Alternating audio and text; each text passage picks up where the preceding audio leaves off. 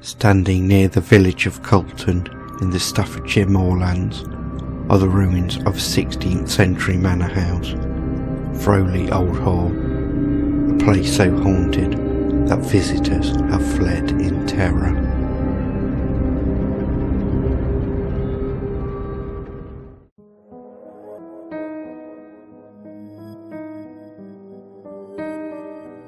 The ruins that we see today date from the 16th century, when Samson Eardiswick wrote, "Throwley is a fair, ancient house, and goodly demise, being the seat of the Meverills, a very ancient house of gentlemen and a goodly living, equalling the best sort of gentlemen in the shire."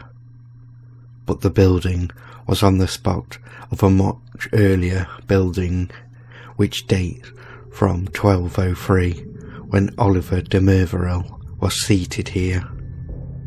The last Merveril at Throwley Hall was Robert Merveril, who died on the 5th of February 1626, and the house passed on to Thomas Lord Cromwell, Viscount Lecale. After the Cromwell family, Throwley Hall was later owned by Edward Southwell, the 21st Baron de Clifford. He sold it to Samuel Crompton in 1790, who passed it to his son, Sir Samuel Crompton, 1st Baronet. It was afterwards owned by Earl Cathcart. Little is known of the history of Throwley Old Hall other than its owners.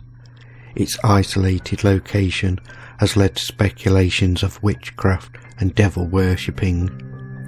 Some paranormal investigators have claimed that the site has a vortex between the worlds of the living and the dead.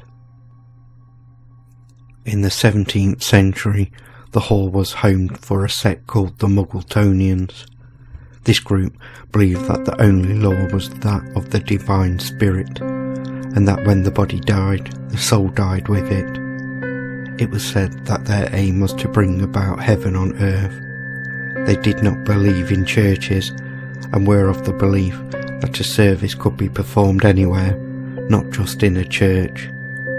The Muggletonians preferred isolation. This is probably why Throwley Old Hall was chosen for their purpose. The road that runs past the hall leads to the village of Ilam, and is said to be haunted by a carriage which at some time in the past ran off the road, killing the passengers inside. The carriage is still said to be seen and heard at times as it makes its way to Ilam Hall, though some witnesses have reported that the carriage stops by the hall, where a headless man in Tudor clothing climbs out and runs into the hall. At night, the lights of this ghostly carriage is seen upon the road. A couple visiting the ruins in 2024 heard the sound of someone crying, which as they investigated couldn't discover the source from where it came. They described this crying as that of a small child, which moved around the ruin rooms, staying one step ahead of them. Satisfied that they were the only people there at the time, they decided to leave, and as they pulled away, the woman felt a strong urge to look back. Giving in to this strong urge, she glanced through the car window and saw the figure of a small blonde-haired boy standing by this doorway. The ghost of this boy has been spotted numerous times over the years. Some witnesses report they have seen him running around the ruins, only stopping to ask for help, and when none is forthcoming, he begins to start crying before disappearing. The same ghostly boy has also been reported in the countryside close to the ruins, where he asks for directions home, but when he is asked where he lives, he points to Throwley Old Hall, and then begins sobbing, and then vanishes.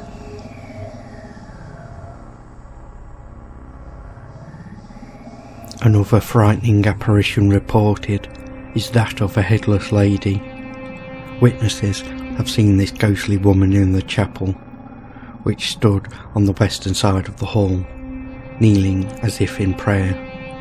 Once disturbed, this headless woman raises and begins to levitate towards those who interrupt her, causing them to flee in terror. Visitors have also reported seeing the spirit of a woman in a wedding dress, waiting under the tree which grows from the ruins. Most of these reports say that this ghost appears during a storm, silently appearing and disappearing, never moving nor interacting with anyone. At the height of night, strange orbs of light are seen circling above the ruins, softly humming and causing gentle vibrations. These lights are believed to be UFOs, with many witnesses having reported sightings across the area. With so much activity, the ruins of Throwley Old Hall are probably one of the most haunted places in the area, though skeptics outrightly dismiss any notion that the ruins are haunted. Today, Throwley Old Hall continues to be examined by paranormal investigators, with, in some cases, chilling results. But whether or not Throwley Old Hall is haunted comes down to one question: do you believe?